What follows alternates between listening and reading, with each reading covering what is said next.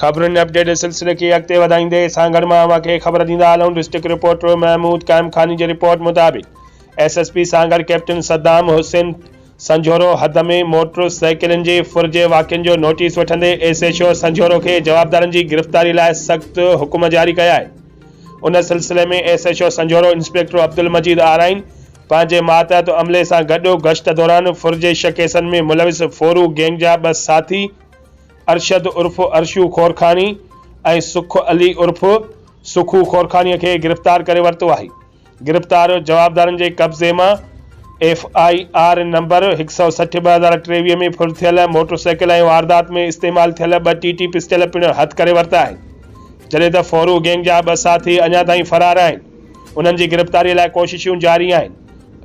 SHO 20 section Tando आदम inspector असदुन्नबी खिची motorcycle फुर कंदड़ इमरान अली मंगनहार के गिरफ़्तार करे वरितो। गिरफ़्तार जवाबदार वटां फुर कयल हिकु मोटरसाइकिल ऐं वारदात में इस्तेमाल थींदड़ हिकु TT पिस्टल हथ कयो वियो आहे।